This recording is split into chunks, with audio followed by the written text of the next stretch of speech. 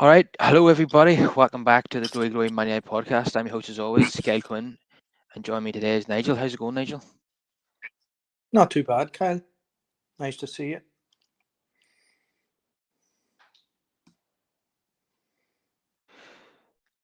Yeah, so there's plenty of positivity around at the moment in terms of Manchester United. The break, and Ruud van Nistelrooy has left the club as we all anticipated. Ruben Amorim has arrived today with his coaching staff in Manchester, and he has let Ruben Nistelrooy know that he will not be part of his plans. So I just want to get your immediate reaction to that, Nigel. Well, I'm not surprised, Kyle. It was sort of well versed. I thought when he said goodbye to the fans last night that he sort of knew himself that that was the case. I mean, it's a new broom sweeping clear, and the Portuguese have arrived, and let's see where we go. It's a new era, and I'm very excited about it. Let's be positive.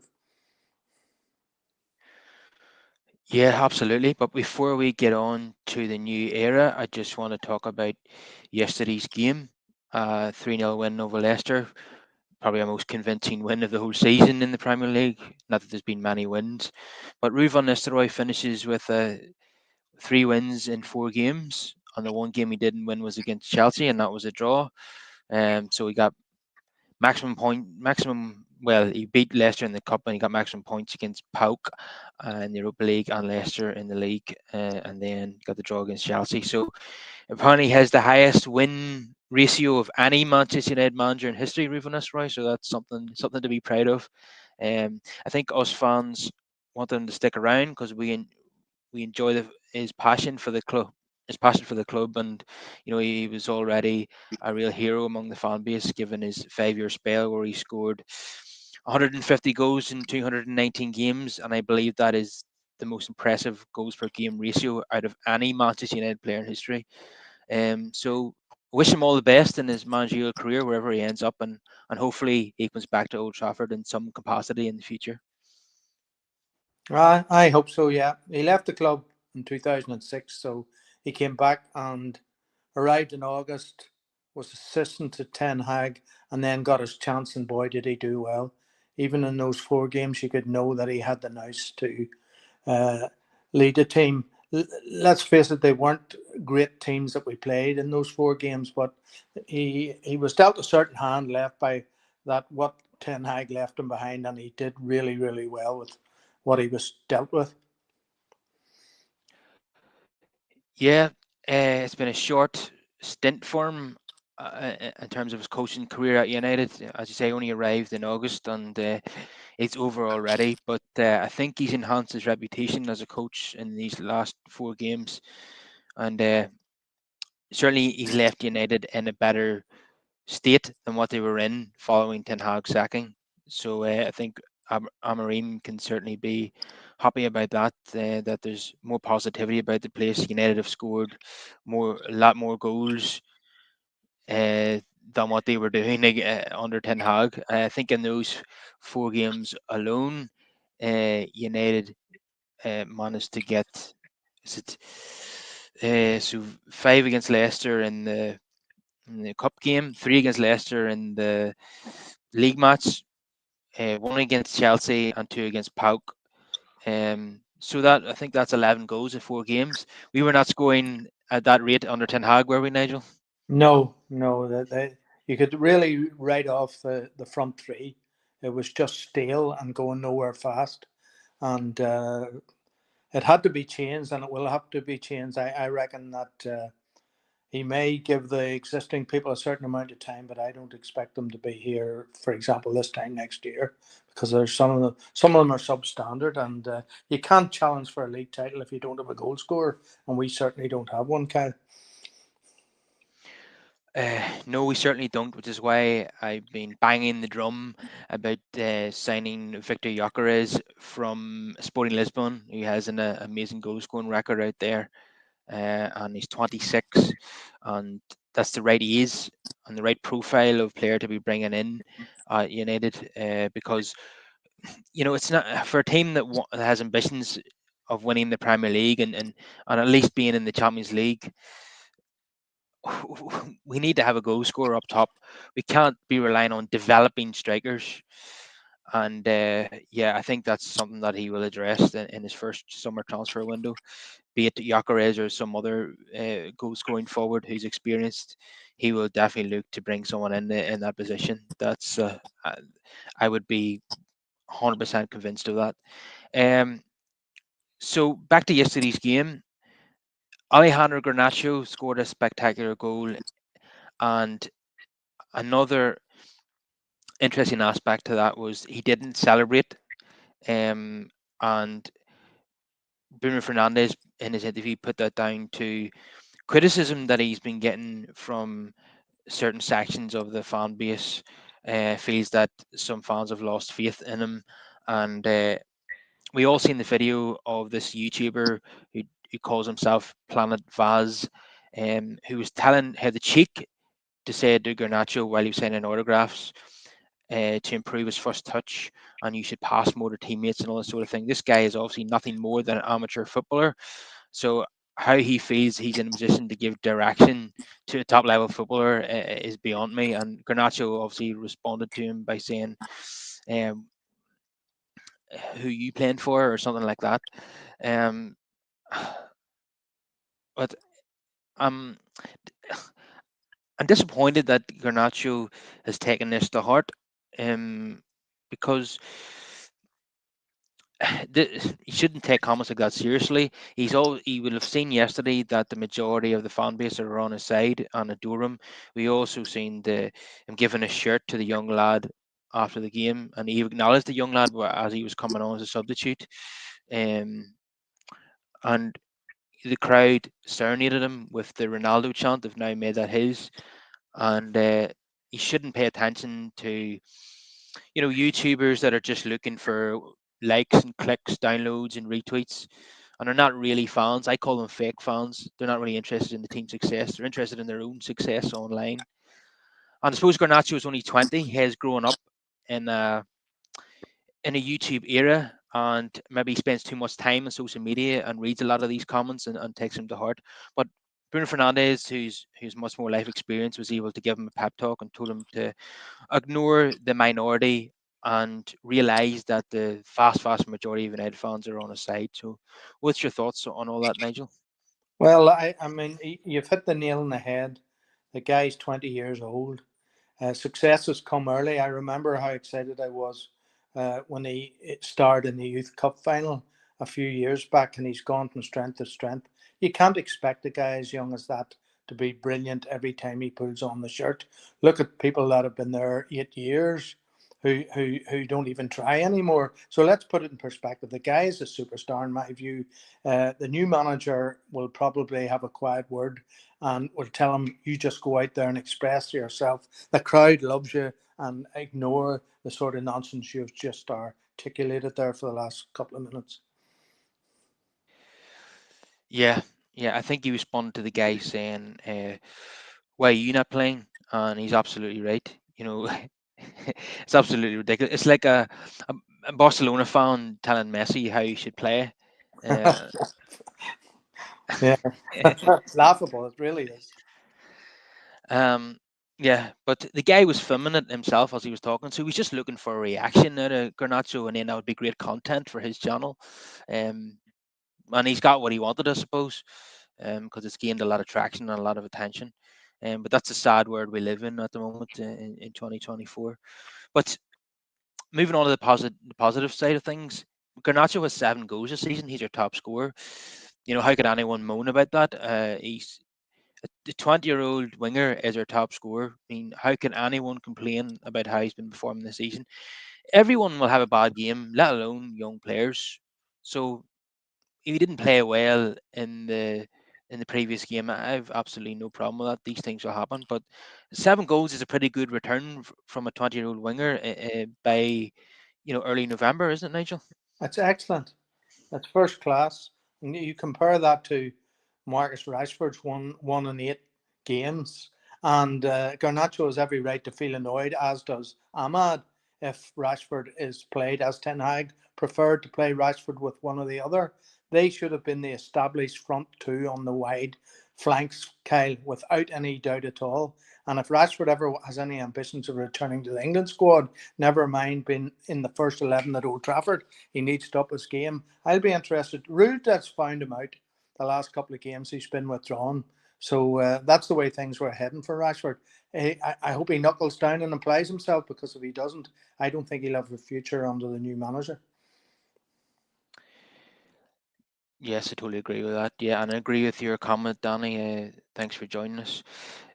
Um, so yeah, I want to talk about Amad Diallo, who's been getting more of a chance under Ruud van Nistelrooy.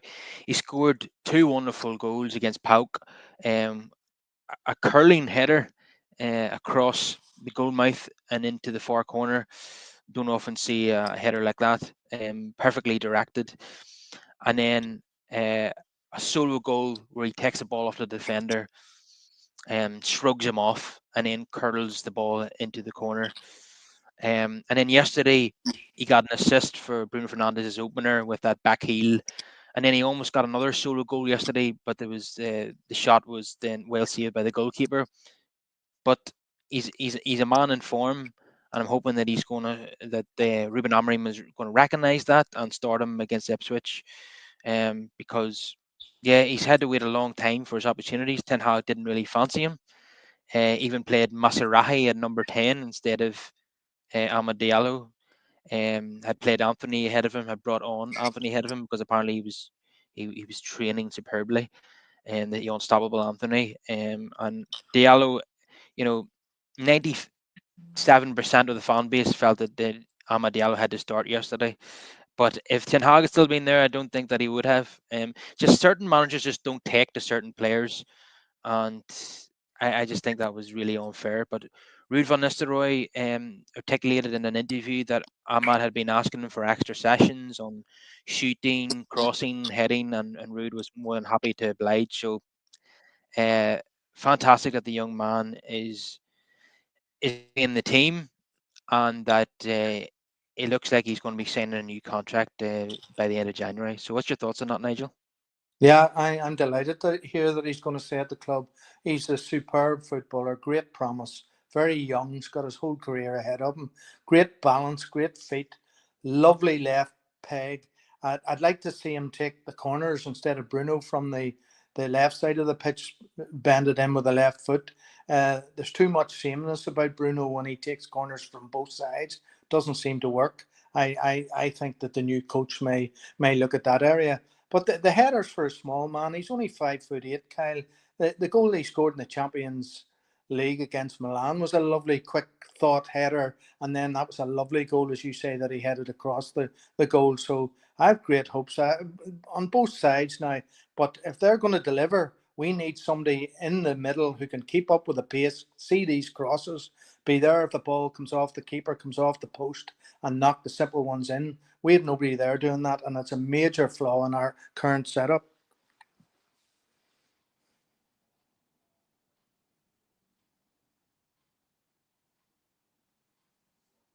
Yeah, it is a major problem for United, and it is at Arsenal as well. We've seen at the end of the game last night, Arsenal had a chance with the last kick of the match to score, and the cross from the left hand side played across goal, and nobody was able to top it in. And you seen Arteta was rolling around the ground in disappointment. And we felt that way watching United too, that nobody's been there to top it in the 6 yard box. And we really missed that Van Nistelrooy or Chicharito or Solskjaer. We haven't had one of those in a long time, it feels. Um, but Donny here says Garnacho is our most influential attacker of the season, and Ahmad is our most technical with the ball at his feet. Amorim is going to thrive working with both these players, and will be exciting to see. And also, Bruno has been coming into a wee bit of a purple patch again, and him and Ahmad have been linking up really well. And being a fellow Portuguese, I think Bruno will definitely be part of Amorim's team. And yeah, and I agree. I think Ahmad and Garnacho are probably going to thrive under this new coach. How do you see that going, Nigel? I see it as a very positive thing. The goals will start to flow if we can get the other problem addressed. But they're both players with flair and attacking ability. And I often say that we don't get round the back of defences. I see both these people doing that. Garnacho, point well made there. He's our most effective, and the crowd identify immediately. They want to see him for 90 minutes. Okay, comes on and has this great input, but you know that he's disappointed if he's not in the first 11, and he's not. He's 20 years old now. The greats, Law, Best, and Charlton were all in the first team at 20 years old, scoring goals and enjoying it. I want these two guys to start enjoying football and not feel that they're not trusted by their boss. This, I agree with you that if Ruben takes them aside, gets to know them, and lets them play, we will see some exciting football between now and the end of May. Yeah, I can't wait. I'm just full positivity at the moment with United winning 3 out of 4 under Ruud, being unbeaten in that period. Watching Sporting Lisbon destroy Manchester City 4-1, then come from 2-0 down against Braga to win 4-2 in his final game there. Um, it is every reason to be positive. He took over Sporting Lisbon in March 2020, and they'd won the league by May 2021. And that was their first title in 19 years. I'm hoping he can turn it around that quickly at Old Trafford. It's going to be a step up. It's going to be a more difficult job, and if it takes 2 or 3 years, I'll be willing to wait. But um, if imagine how positive it's going to be amongst the fans. It already is, but imagine if we beat Ipswich, we beat Everton, we go to the Emirates and get a positive result. How the fans are going to feel, and I can't believe it. We're in 13th, but we're only 4 points off third. That is how open the league is this season. So if we put 3 or 4 game winning run together, we could be back in the Champions League spots. It's unbelievable, Nigel, isn't it? Yeah, and we have to make the most of that. I'm amazed the way the Premier League has gone this season with everybody beating everybody else, apart from Liverpool, who are in absolutely peak form under their new manager. But we have a target now, a visible target. We're in the quarter final of the League Cup. FA Cup's yet to start. If we can get a few wins now in the Europa League and move up that league too, nothing but positivity. This guy believes that he's good enough. Obviously, the players playing for him in Portugal produced the goods for him, but we need him to sort out the flaws. There's a legacy of what the hand he's been dealt with the current squad. So Kylie need a couple of windows to create his own team. This isn't his team.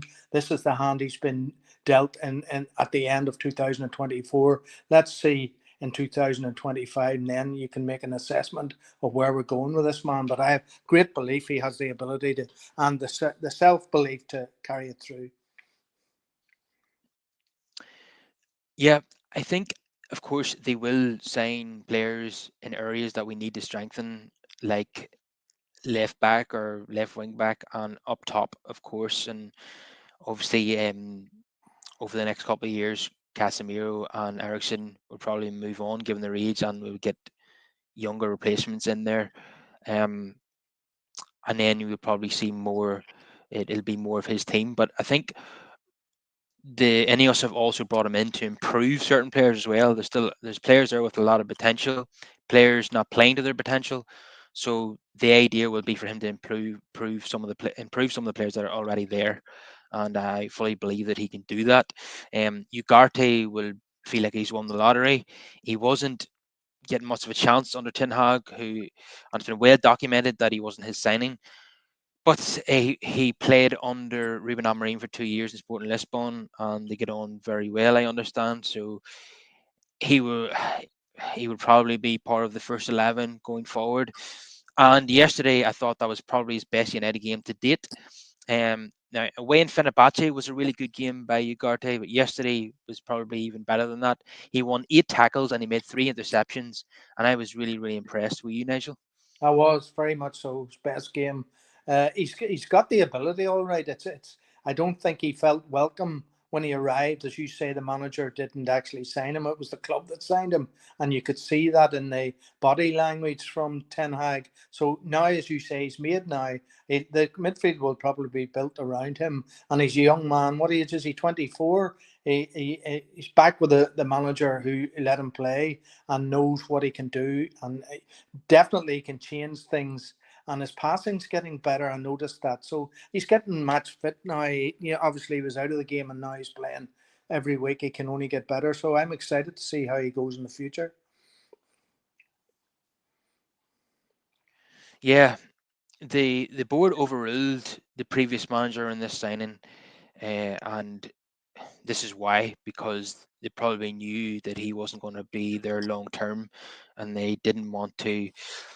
They want all the signings to be Dutch because they know that makes life difficult whenever the new manager comes in.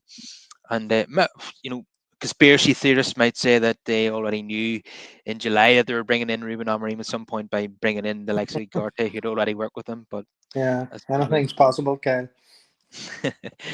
um, I believe that they interviewed four managers in June, but they all turned it down. But that was before Omar Barada and Ashworth had even started in their roles. So basically, it was Dave Brailsford and Jim Radcliffe talking to these people, and they're not really football men.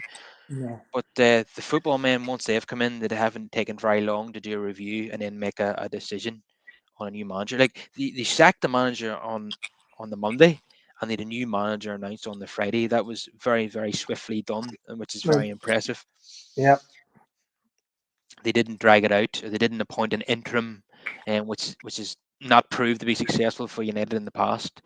So the only thing is they had to wait until the international break to get him. But he's arrived today, and him and his coaches arrived by plane, and he's informed Ruud van Nistelrooy face to face that he won't be part of his coaching staff, which is disappointing for the fans because we've really enjoyed his passion, and um, we want to see more of him on the touchline. But that's not going to happen now. But it was crucial that the new head coach made that decision and that nothing was forced upon him. If he didn't want him, then he had to go, and I think that's the right call, even though it might disappoint most of the fan base.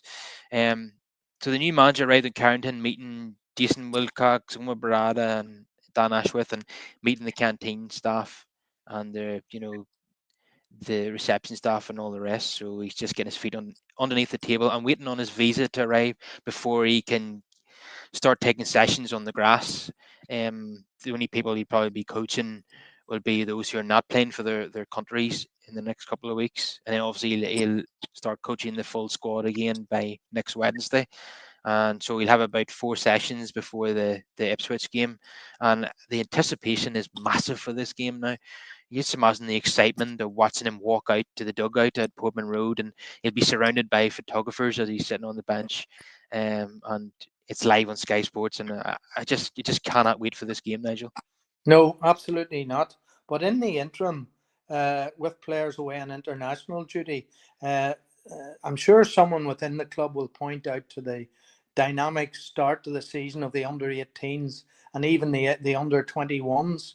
If he has time, I'm sure he should be encouraged to go along and just see what is coming through. So it gives them an idea. We don't have to go out and spend a lot of money on players if there are players available, and if he can integrate them into the overall picture of the 25 at some stage in the next couple of years, I believe there's quality and talent there that could be used that we would all enjoy, because they look to be able to uh, beat the level that they're playing at very, very easily. And Kyle, the main thing, as I mentioned earlier, they are enjoying their football playing for a Manchester United side. If the new manager can get the first team playing like that, it could be a quick turnaround, and I'm looking forward to it. Yeah, one obvious name is Obi Martin. The coup that we got from Arsenal. He's only 16, but he was banging goals in for Arsenal's academy, and he's been doing likewise at United already. So I think he'll make his first team debut before his 18th birthday. He's that kind of talent. and I'm sure the new manager will be made aware of him um, by the academy director, and he will be going along to watch him at the first opportunity. And a few others, Shea Lacey's another great talent. And then there's that free kick taker. Is it Jim Tweet. Thwaites? Is it Thwaites? Yeah, Yeah. Yeah. yeah. Wonderful Great, to see great something. dead ball, beautiful corners and penalties, free kicks. A la Beckham, you'll never get another Beckham, but certainly he says when he's interviewed, that's how he's based his game growing up, is watching tapes and recordings of Beckham. So that gives you hope. Certainly, he's very confident with his deliveries. Yeah, if only, as I said, if only we could bring him on in first team games just to take the free kicks, because the Bruno, the Bruno Fernandes free kicks are absolutely hopeless. I think everyone would agree with that. Uh, it just had to take a deflection from the actually score one against Leicester in the cup, because he certainly wasn't going to score one without a deflection. His free kicks have been abysmal for about 4 years now, and you know Ericsson has taken the odd one, but hasn't managed to score. And been a long time since Rashford scored one as well. So it's just really really disappointing, and we miss having that asset in the team, because we've been used to it, with David Beckham and Dennis Irwin, and then Ronaldo in his first stint, scoring free kick. Juan Mata, of course, as well, and we really Yeah. lack that now. Set pieces are dreadful. Now the corners have improved this season because Ericsson's been taking them, and we've managed to score a couple of those because of that. But with Ericsson being out of the team in the last few games, Bruno's been taking them again. And he's not even beating the front man. And I don't want to No. be too critical of Bruno because he's getting his form back somewhat from open play. But I don't think he should be taking set pieces. And I would like to see the manager make a decision on that. I want to see him pick somebody other than Bruno to take corners and free kicks, and I'll be watching with interest to see who it is if he does indeed take that responsibility away from the captain. The captain doesn't have to do everything. Roy Keane wasn't taking corners and free kicks. Uh, so yeah, I would like to see somebody else take on that role, be it Ericsson or somebody else. So Donny here says that Ugarte was fantastic yesterday, and that his ball progressing was criticised, but he's shown that he does have that in his locker. Yeah, and it shows you what a running games can do for confidence of a player, and that's absolutely right. That's what it's about. He struggled at the start because he's only playing here and there, coming on as a sub, starting a game, then being dropped for a few games. Never going to get any rhythm that way. Now that he's actually played a few games in a row, we're starting to see what he's all about, and why we signed this player. And Casemiro have been well documented that he didn't get on with Ten Hag, so he's had a bit of a resurgence lately. I think he's timing his tackles a whole lot better. Um, he's not missing the ball in the man like he used to, and obviously some of his passing has been great, and he scored goals. He scored that wonderful goal in the cup against Leicester, and he looks happy again and enjoying his football, doesn't he? Yeah, he's a wonderful player, and he's got a goal in him. Whether he, as you say, can shoot, but his heading ability. I mean, to go back to your point there about corners, if we had a better delivery from both sides, and I've already made my point that I think Ahmad should be taking it from the other side. But if you get the correct delivery, Casemiro beats most defenders when he attacks the ball first. It's all about the quality of delivery, and if somebody somehow under the new coach can perfect that during the week before matches, we could get a lot of goals from Casemiro that way. Yeah, he scored so many headers from set pieces. We see him even do it in the League Cup final in 2023. He done that in the FA Cup against Forest. Those are just examples that I can remember, but he's done it many times. So if we can get a good delivery from Ericsson uh, or Shaw, who's provided a good deliveries in the past, but then is he going to play anytime soon? If I must doubt that, we'll need to sign somebody else at left back. I feel in January, if possible. And we've talked about Alvaro Fernandez again and again, and United can get that done cheaply. If so, it's simply going to come down to whether Ruben Amorim is a fan of Alvaro Fernandez, I think, and then United can get that done on the cheap in January. Let's see how it develops, but we definitely need a left-sided player because I mean we're playing. so many people at left back. We're playing Dallo, we're playing Mazarahi, Martinez, Johnny Evans yesterday. I think even filled in left back. So Mm. we're all over the place. We need a consistent. If we're going to have a consistent back four in front of the goalkeeper, who's improved this season, which what it was what he deserves and needs. Um, we need to have a consistent left back there. Uh, and I would have Masarahi at right back, and then it's up to the manager to decide who the centre backs are. But then again, he could play three centre backs and two wing backs. We don't know how that's what his preferred formation is 3-4-3, and we expect him probably to do that at United. So it's going to be interesting to see what the formation and the lineup is going to be against Ipswich and going forward. But yeah, we need a consistent back line in front of the goalkeeper, don't we? Oh, it's the backbone of the side, and it certainly helps the goalkeeper if he knows who's in front of him every week. But the important point is that at the moment, I mean, you've made the point about for some weeks about the left back position. The other teams that we play, when they're doing their homework on United, we're exposed down that side and they know it. And that's why we've been leaking goals because there isn't a proper person to cover at the left hand side, and you can't expect Martinez to be doing two roles there. So the new coach will look at that, and I imagine very quickly we'll see a change there. But isn't it amazing? A lot of cynicism today about the fact that Luke Shaw is now training on the grass and may be available in the coming weeks. Isn't that odd?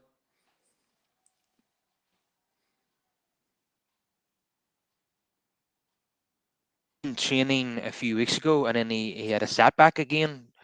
So I I'll, I believe it when I see it. Yeah, Whenever he appears for the first team, then we can talk about it. But even at that, he could end up getting injured again. He's played very little football since the beginning of last season for Manchester United, so he's almost becoming a write-off at this point. exactly. Well, I Um, mean, the I don't- updated position between his stats and Bruno's stats that it's now down to 25. Shaw signed in 2014 and Bruno signed in 2020. And now Bruno, with his award yesterday for appearances, there's only 25 difference between Shaw and Bruno. And that really is a disgrace for a professional footballer over a career to miss so many games. yeah, Bruno arrived, I think, is it 5.5 years after Shaw, and nearly has as many appearances? That's Yeah, absolutely disgraceful. Yeah, so 250 appearances for Bruno Fernandes now, and he was presented with a framed shirt by Sir Jim Radcliffe before the game yesterday. Um, so that's a great achievement, and I think that he's overtaken Eric Cantona on the all-time scorer list. I thought that was a great achievement till it seen that Rashford had already surpassed Eric Cantona, so maybe it's not that great. yeah, indeed. That's a joke. Before anyone gets stuck into me, it was a joke, and I'm not getting on Rashford's case, but yeah, for me it all comes down to the ratio of goals per game. That's what I look at really. That's what's in terms of judging your greatest goal scorer. But and that's in terms of strikers. Like you wouldn't put midfielders in the same bracket as strikers. You compare midfielders with midfielders and strikers with strikers. But Bobby Charlton, as you know, was a midfielder, and he has the most goals of all, which is absolutely remarkable, isn't it? Yeah, 249. Yeah, absolutely. Yeah. But Sorry, he scored with both feet, right foot, left foot. Absolute brilliant footballer, very intelligent. Saw a gap, saw the goalkeeper off his line, buried it at international level too. I mean, unbelievable. 49 goals in 106 games. I mean, it's some record. would you believe I totally forgot that Wayne Rooney actually has surpassed Bobby Charlton in terms of goals? Like, somehow that slipped my mind. I thought it was still 253, in 2016. case you don't remember, Kyle. Yeah, yeah. I don't know how I managed to forget that. I'm still stuck in 2016. Uh, yeah. So Bruno Fernandes has moved up the list in terms of all-time scores, but it certainly helps being a penalty taker, I suppose. Yeah. Uh, and yeah, he still got. And of course, Ruud is very well up there on 150, isn't he? He is, yeah. I think Bruno's still got some way to go to get the Ruud's tally. Um, yeah, and I think George Best has more goals than Ruud van Nistelrooy, 179, isn't it? That's it. Um, Yeah, yeah. And yeah, it's just One Dennis Law 237. yeah, an illustrious list. I was doing the comparison last night to see who has the better goals per game ratio between Dennis Law and Ruud van Nistelrooy, and it is in fact van Nistelrooy. Would you believe? Just shows you how prolific that he really was in those Oh, he five was. seasons. And He was clinical. Absolutely. Yeah. um, so Danny wants us to talk about Maserati. Absolutely happy to do so. At £12 million, he's been an absolute steal, hasn't he, Nigel? Oh, he's one of my favorite players at the moment because even on both sides, he's performing at the top level, and he's very comfortable under pressure. Can get out of sticky situations, and his delivery of pass, it's in front of the forwards, in front of the midfielders. It's not behind them. You know, all these passes over the years during the Van Gaal era, cross pitches and no confidence to play it over the top or anything. Like Manu can play that sort of stuff. So there's another player. The new manager is going to love Manu Kylie. But sticking with Maserati, he looks good in the air as well. I've seen him have a couple of shots as well from outside the box. So he has an all-round game, and he's going to love the crowd and the atmosphere, and the fans love him so far, and it's great. He'll be inspired. Yeah, for me, he has to be the first choice right back. Whenever we sign a left back, Maserati has to play at right back, in my opinion, or right wing back, whatever it may be. Dallo has had an absolutely awful season so far. He's making basic mistakes in every game. He doesn't want to track back, and he's a defender. He's everywhere where he should be. He's giving away penalties. He's apologising for not marking people, and I feel that he needs to be taken out of the team and possibly sold in the summer because he's had 6 years now and he still hasn't improved enough to be United's first choice fullback. And in fact, I think he's regressed this season, and doesn't wants to do everything apart from defend. And I just don't think that he's right for us. If we can get a fee for him in the summer, then I would move him on. What's your thoughts, Nigel? Oh, I agree with all of that, and I think that Uh, Ruud was very perceptive.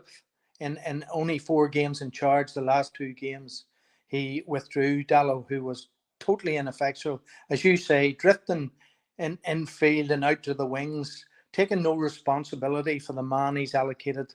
You have to take accountability. If he's playing at right back or left back, you have an attacker to mark. He didn't want to take that responsibility. He wanted the glory of playing further up the field, and we were penalised time after time after time. So I agree with your analysis. I think that Maserati should be the number one right back when we get left back permanently settled.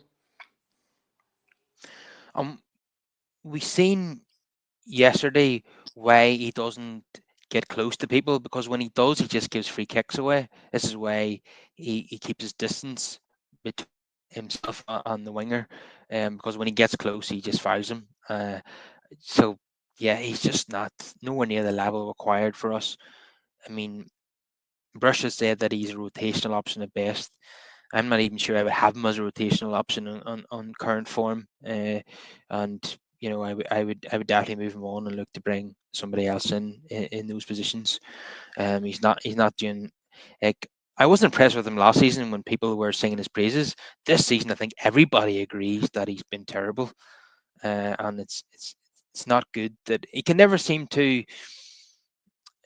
play well for any sustained period of time. And I remember just before the Guitar World Cup, he had a decent spell, and then when he came back from that World Cup, he had regressed again, and it's just not good enough. He just doesn't have the consistency required at Manchester United, and I think he should be phased out. Um, yeah, and I agree with what Lost his, Johnny here said. go ahead. Go ahead. That he's lost his place at international level.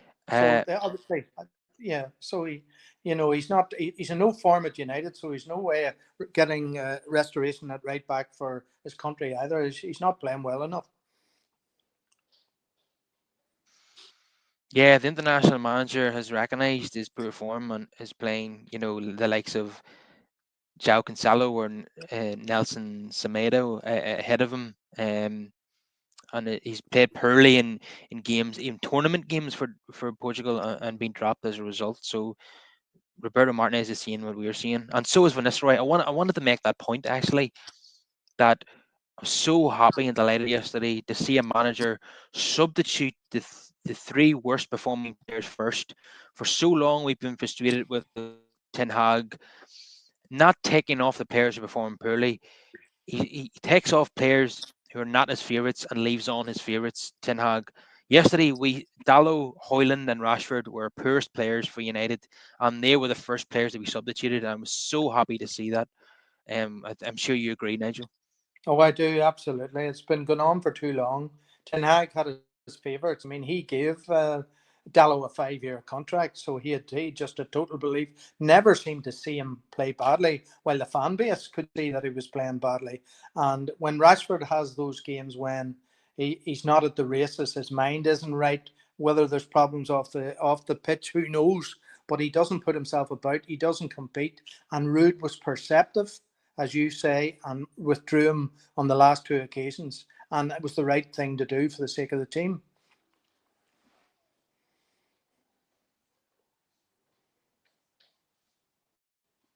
Yeah, it certainly was. It really was a pleasant surprise because I've been frustrated for so long. Probably even predates Ten Hag, Solskjaer as well. Being frustrated with the favourites being left on, and taking off players who are playing well. For once, we actually seen the poorest performing players being substituted first, and I was so happy to see that. Yeah, and down here mentions Shaw. The fact that he played for England in the summer is not a good look. I'm sure you would agree, Nigel. Oh, without a doubt. Well, that left bad taste in many, many fans' mouths. I could not believe it. And I mean, he hasn't played since what, February for the club. It's just unbelievable how you can make that turnaround. And at a European tournament, all of a sudden you're fit. And then the season starts and manager has to come out and says he's had a setback, then another setback. It's beggars belief that it can be injured so often and for so long. Yeah, it's as he approaches 30, it's starting to become a concern now, and I think United are going to have to start planning for a future without Luke Shaw, unfortunately. Um, so we'll see if we address that area in January. We've talked about it many times. Ivar Fernandez looks like a great option there at a cut down price if United want to do that deal. Um, so I'm going to get on to the player ratings, and I'm going to leave that up to you, Nigel. So Onana, who's having a solid season so far, what would you rate for him? Yeah, I'd give him 7.5. Yeah, he made one crucial save and his kicking was better and he seemed in control yesterday. Weren't playing a great team, but he seems to have improved and he should be given due credit for that. Yeah. Uh, the back line, I thought And Delict was very good with his passing now. The best game I've seen him with him. Mind you, it wasn't under so much pressure, but 7 for both Martinez and Delict. Marudi an 8 for me. Uh, Dallo a 3 and lucky to get a 3. Ugarte, first time, I'll give him an 8 now. I think he was really getting in. He was biting into tackles and the crowd loved it. A wee bit like Roy Keane there, no fear in him, wanted to break down moves when the opposition had the ball. What a balance that is. Casemiro, I'd say a 7. Uh, the wide man, well, I mean, Ahmed has to be an 8. I mean, he's a lovely, lovely footballer. Um, Rashford a 4, Garnacho a 7 when he came on. Hoyland most disappointing. My goodness me, we've talked about this, Kyle, about he doesn't seem to be able to keep up with the play. He's lying deeper and deeper. I remember many years ago, fans as old as I am, when Frank Stapleton signed from Arsenal, he at the start used to play nearly on the halfway line and never was in the box. Then when he got into the United way, he started to score lots of headers and became a great goal scorer in the end. But it has to be identified that the players coming through on the wings need somebody in the middle, and there's nobody there. Bruno, of course, left Bruno to last, the captain. before the game. Uh, got a goal, nearly claimed the second goal. Was best game for some weeks. I'd give Bruno an 8. The manager, 8. Good. Not totally the team selection that most fans would have gone with Rashford starting, but he's astute enough to see when people aren't playing well and that the team needs some input, and he brought on the right subs at the right time, and he got a 3-0 result, and he had a four game great turnaround for the club. And as you say, he is a legend with his 150 games. He has admitted that he would come back if he was asked later in his career, but he'll go off somewhere else and do a good job for a club, perhaps in his native Holland or somewhere else in Europe. So I had some internet difficulties there. I lost you there at Delict. If you could just give us your player ratings of the back line again there, and the midfield and then the forward line. Uh, Delict and Martinez were both 7s. Maruda was an 8. Dallo was a 5. Then the midfield, Casemiro was a 7. Um, who else have we there? Ugarte. Ugarte, Ugarte. definitely in its best game. Good passing. Yeah. The the forwards. I said Ahmed was an 8. Uh, Rashford was a 4. Garnacho was a 7 when he came on. Hoyland was a 4. No impetus there at all. I think that's anybody else you want. I can't. Bruno Fernandes Oh, the captain. Yeah, give him an 8. Best game for some weeks. and Rasmus Højlund. 4. No input at Uh, all. I think he touched the ball in the Leicester box twice for all the time he was on the pitch, which for centre forward isn't good enough. He wasn't worrying the centre halves, wasn't bullying them. He can do it, but he certainly didn't do it yesterday. The manager has said an 8, and well deserved. and just remind me what Dallo got again. I'm interested in that one. He got a 3, and he was lucky to get it. I thought that was going to be a low score because it was pretty abysmal again from Yeah. Dallo. But it's so great to see players getting high scores again, because that hasn't happened very often this season. Um, Hopefully going to see plenty more of that between now and Christmas.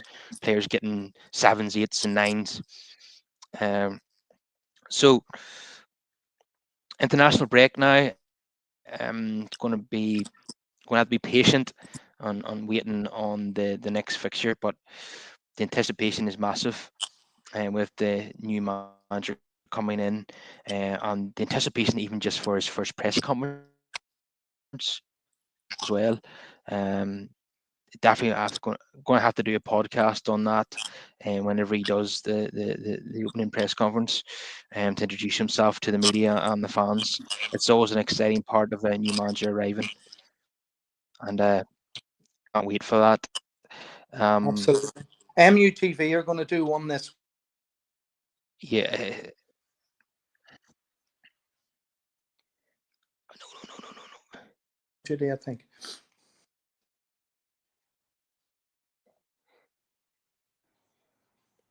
I'm having technical difficulties all around here.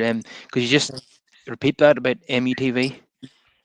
Yeah, apparently Ruben has agreed to do an in-house MUTV interview the first week, and when everybody returns from international duty, then he'll choose a day when he'll meet the whole Manchester media and all the outlets next week. Yeah, so he's going to do a sit down one-on-one interview then on MUTV this week, and then, as you say, he's just basically going to do a pre-match press conference then for the Ipswich game next week, rather than doing a full press conference this week. Yeah, that's I suppose I can understand that. You wouldn't normally see a domestic coach doing a major press conference during an international break, I suppose. So we might not see him until at least next Wednesday doing that. But yeah, at least we'll get a one-on-one interview with MUTV, as every new player and manager does. So yeah, I look forward to that as well. Um, he's certainly a man who brings a lot of positive energy. You can see that in the, a lot of the British media have went out to Portugal in recent weeks to uh, ask him questions, and Gary Cotterill has caused some controversy with how he's with his line of questioning there, almost criticizing him for not speaking English, which is arrogant and ridiculous. But he certainly seems like a guy who has a sense of humor and is always smiling, and um, talks to the media very well, and speaks English very clearly as well, which is probably a criticism of the last manager, that he didn't have charisma and didn't have a great grasp of the English language. No, he Sometimes didn't. stuff he would say, Yeah, sometimes stuff he said would get lost in translation as well. So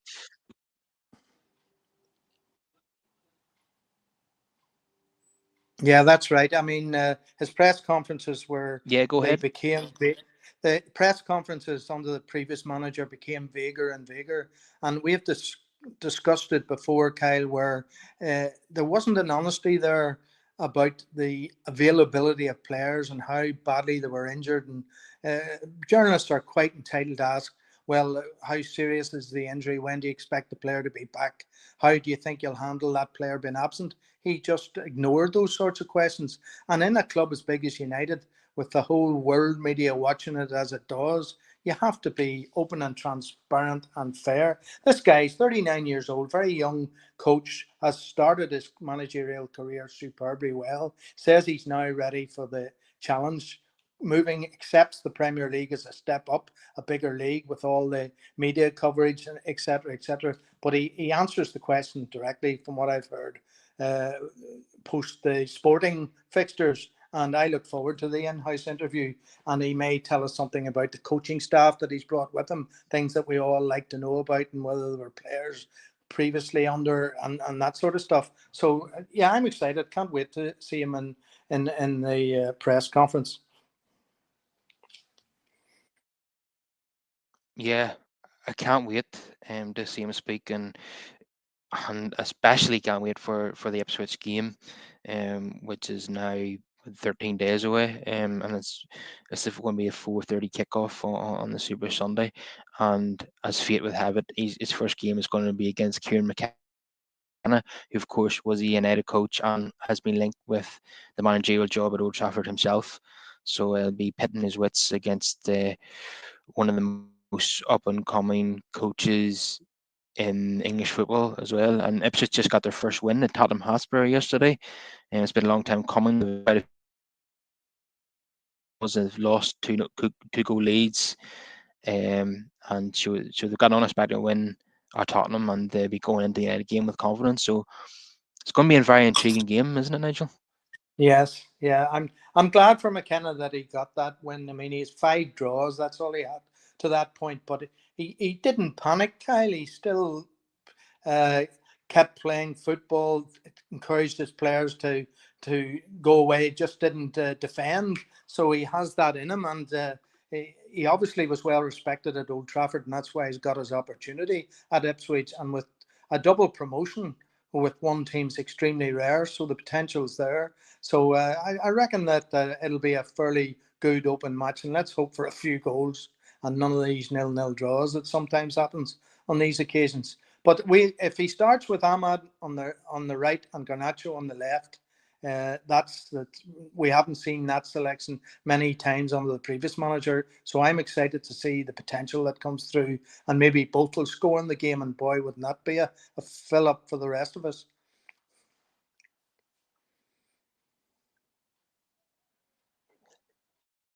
Yeah, we have to give him a bit of time though as well, to teach the players, his approach and get used to his system. Could take a few weeks and months to get going. Obviously, he's going to have to bring in some of his own players as well. But I believe in him that he can improve players and he can get results right away. But I'm sure occasionally there's going to be defeats and bumps along the road, and we just have to accept that because, you know, it didn't happen for Jurgen Klopp right away. It didn't happen for Guardiola right away. So, and we know that he's not working with a squad that's capable of winning the Premier League. Yeah, They're better. They're better than 13th, but they're not a team that can finish first. So we have to be patient with the new manager as well. As you say, we can start to judge him by the end of 2025. But I would love for him to get off to a good start by beating Ipswich and Everton and yeah. getting results against Arsenal and City. But we'll see how it goes. Yeah, well, if you put yesterday's game in perspective, although we won the game 3-0 against a poor side, the word you used about the game yesterday was flat, and I agreed with that. And when I was looking at the statistics today, I was absolutely amazed to see that in 90 minutes in a home game against a relatively poor side at the bottom of the Premier League, we had one corner, Kyle, in 90 minutes. Leicester City had 5 corners yesterday against R1. Now we're playing at home with a huge crowd, paying a lot of money, and yet again the ball was being knocked across the back four. And then if on the left hand side, 3 times Martinez give it to Rashford, and Rashford just hit it straight back to Martinez. I'm hoping that under this new manager we'll start to see, and you're right to say give him time, but if his own ethos is to play football the way it should be played, and you've articulated before the goals that's been scored for Sporting this season already. They and goals inspire people, and I'm hoping that the fans who pay a lot of money for season tickets will start to be entertained, because over the last few seasons it hasn't been entertained. The other word used commonly about United is drudgery, and it's sad to say that. Let's be positive. This is a new era. I have great belief in this coach, and I hope we're going to do it.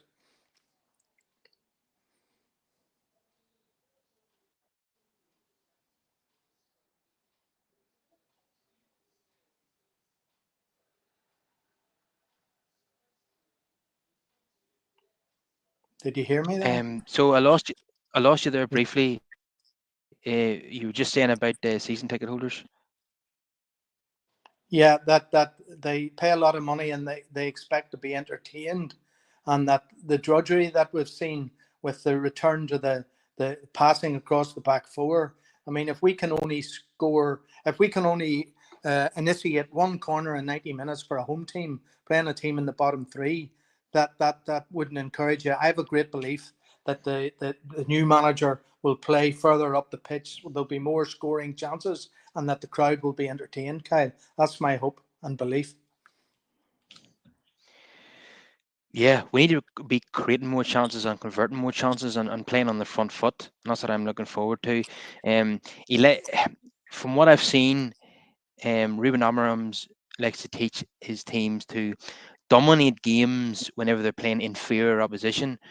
And if they come up against a team that are better than them on paper, he can be pragmatic and play on the counter attack. So he's certainly not wedded to one way of playing, and he's not naive.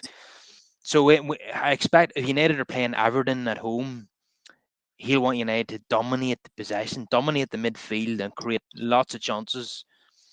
But if we're playing Manchester City away, I can see United, for the time being anyway, playing a bit deeper and playing on the counter attack, because he knows man for man, we're at the moment we're not a match for teams like that. So he's not stupid.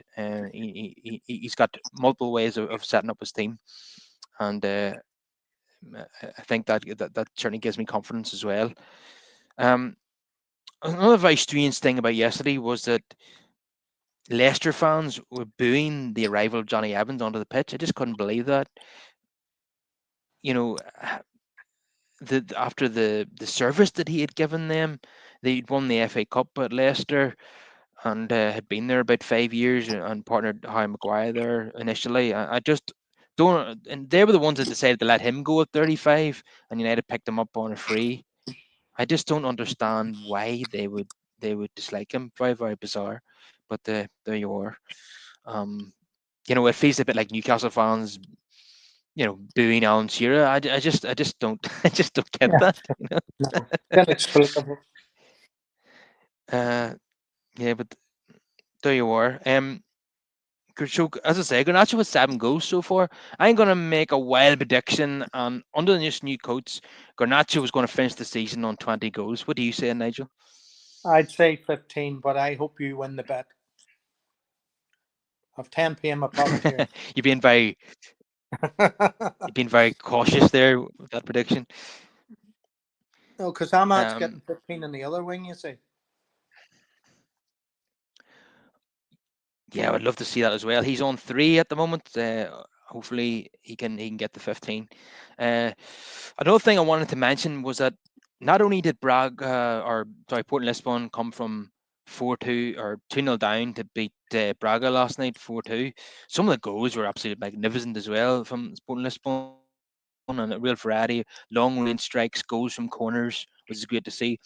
But three of the goals were scored by substitutes, so he was able to impact the game from the bench, Ruben Amorim, and that's what recent United managers, recent United managers have been criticised for, not being good at in-game management and not being able to impact games from the bench. So that's great to see as well, isn't it, Nigel? Yeah, it's great to have that innovation and positivity to do that sort of things. If and the manager arrives here fresh, there's a lot of established players with long contracts and big money in their salaries. He has to look at them objectively, and if he thinks they're not producing what's required, he'll make the changes. And I think he's a big enough man to do that. There is an argument that previous managers just thought that because a player was paid a colossal amount of money every week that they had to start every week. I've never agreed with that. It's an absolute privilege and pleasure to put on the red shirt, and it doesn't matter whether it's in the League Cup, the FA Cup, or the Champions League. You should be committed to the team at the same level week in and week out, and that's what fans expect. They travel long distances, they pay a lot of money, they work hard during the week, and they look forward to. They want to be entertained. United was always a team of free flowing football. As you quite rightly say, he has to be given time.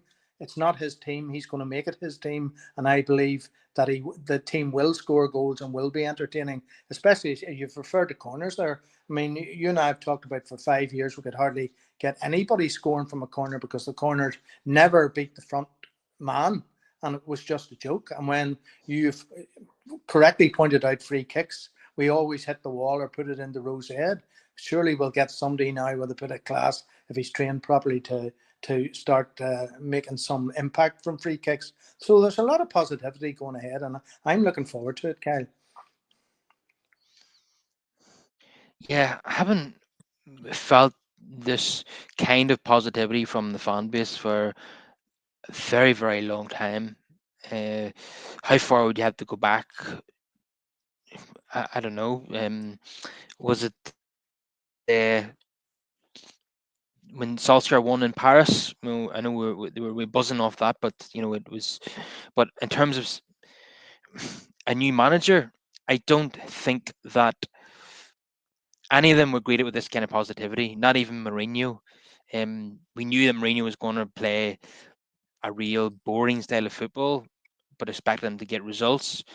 I don't think we're this excited about Van Hal maybe, and that proved to be wrong because of Holland beat Spain 5-1 in the World Cup under his management, and we thought, oh great, we're going to get this football at Old Trafford, but that didn't transpire. Solskjaer, I think we're just happy to see the back of Mourinho, and that's why we're happy about that. Ten Hag came with a great reputation from Ajax, but we were excited about that. But I think this excitement is well above any of the other managers that have come in. Maybe it's because we have a proper football board in place now with Ineos. It's not the Glazers or Ed Woodward running the show, and this manager he's one of the most highly rated young coaches in Europe, and I feel like our positivity outweighs our previous positivity when the other post Ferguson managers were appointed. Would you go along with that? Yeah, I would. Yeah, but I think that a major part of it is whether the manager is big enough to handle the press corps. It's such a big job, so much pressure on the manager. You have to have your own individual personality, self confidence, and how you relate to the written press and all the outlets across social media.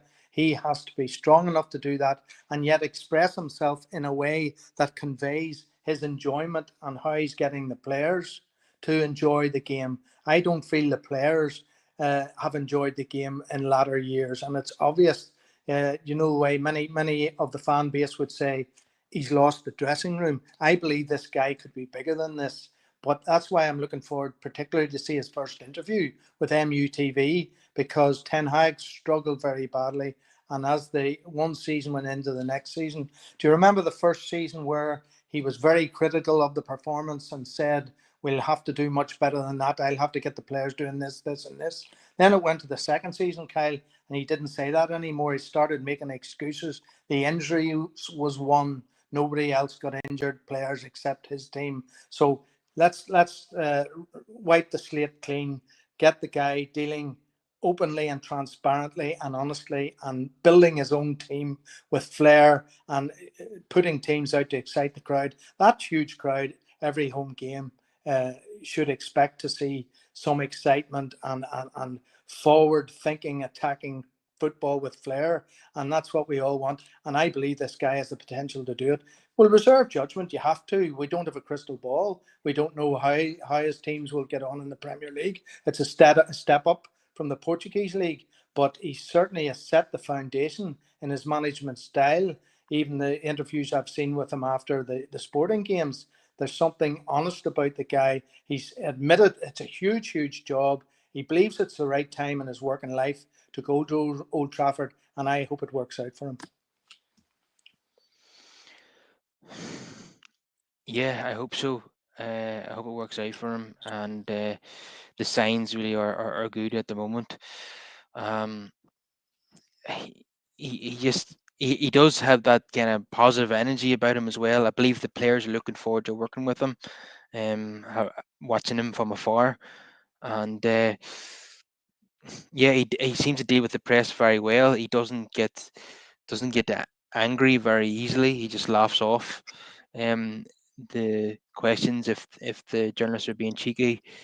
And yeah, as you said, he's gonna the, dealing with the press corps at Manchester United is a big part of the job, and hopefully he'll be able to deal with that when the pressure is on. When you lose a few games, the press can really get at you at United. So it'll be interesting to see how he deals with that. Should that happen, and at some point, I'm sure he will lose one or two games. But I'm feeling really positive about it, and he's been doing amazing things as a coach in his career so far, and he's prepared to take on the next step in his career. And he says this is the job that he wanted. He wasn't interested in going anywhere else, and if he was going to leave Sporting mid-season, it was only going to be for Manchester United, and that's what he's doing. And he's bringing all his coaches with him. I suppose you wouldn't change a winning formula, so that makes sense. And another thing I wanted to mention was Lenny Yarrow. He's in a strange situation where he didn't play for the manager who signed him. But in this expected 3-4-3 formation, I can see him being the right-sided centre back, and it's going to be crucial having a player like him in there, because the quicker your defense is, the higher you can get up the pitch, and that's going to allow us to dominate games more. So for me, I think Lenny's going to be a big part of the team going forward under this new manager. Do you think so as well, Nigel?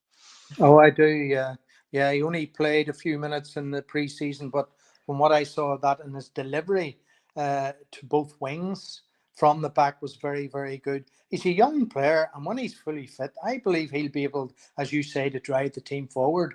If we give the have been given the ball away too easily and have been too open, I believe that him playing behind Ugarte.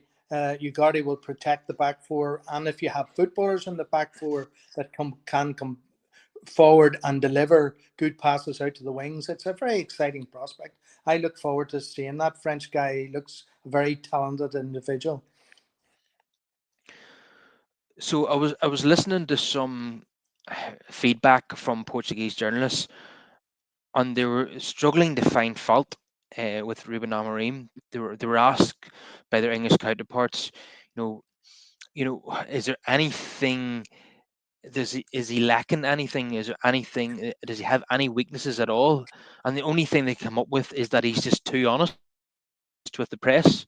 So I thought that really Yeah. is uh, saying something that that's all they can think of, that he's too open and honest at times for his own good, but can't find anything wrong with him as a coach. He's had an impeccable record in that country. Um, yeah, and breaking up the domination by Benfica and Porto in the last 20 years. Now, people have made comparisons with Alex Ferguson, who broke up the dominance in Scotland of Celtic and Rangers, and then came to United. Yes. Ruben Amorim has done this in Portugal now by breaking up the dominance of Benfica and Porto, and then come to Manchester United. That's a good omen, isn't it? Yeah, it has to be admired. And if honesty is one of the things I look for in a manager. So if that's all they can find to criticize him for it, I'll take that any day of the week. I like managers who are open and honest, make decisive decisions, and then explain why they've done. Don't try to hide behind it. And I find that's a great trait in a manager. So, uh, but the English press will try. You know what they're like. As you say, we have a few losses, so what? We have a few losses. The fan base will be prepared to give him time. It's a team he'll have to make. This isn't his team, but I look forward to seeing the changes he makes. He'll identify where we have weaknesses, and we've often said we're way beyond the top three at the moment. You could say the top one because Liverpool are so dominant this season in the Premier League. But give him time, and I think he'll find his feet and he'll settle, and he'll be respected by the other managers in the Premier League if he sets the same standards that he set in Portugal. Yeah, Daniel here in the comments is mentioned that it would be unrealistic to expect titles in his first couple of seasons. I think when you say titles, you mean the Premier League. It's obviously possible for him to win the FA Cup, the Europa League, or the League Cup. As I mean, even Ten Hag did that after finishing eighth. He won the FA Cup against Manchester City. So, hopefully, as he's building towards winning the Premier League title, Ruben Amorim, then he can pick up a few cups as well. And the Europa League is there for us to win because we're us and Tottenham are the favourites to win that tournament. So why not? Uh, but the only concern I would have with that is the deepness of the squad to go all the way in that tournament and challenge for the top four of the Premier League at the same time is hugely demanding on the squad with having so many games. But I don't know if our squad is that deep or not. But we'll see if we can make a few additions in January. So definitely looking forward to this Ipswich game. I cannot wait, and I cannot wait to hopefully come on here after a victory against Ipswich at Portman Road. The first time that we were played Ipswich in the Premier League since 2002 when Van Nistelrooy scored in a 1-0 victory against them, which is unbelievable how long they've been away from the top flight. But this will be the manager's first game, and I look forward to it hugely. And Nigel, it's been a pleasure as always having you on the show. No problem, Kyle. I've enjoyed it too. A lot of positivity tonight. Good to hear it.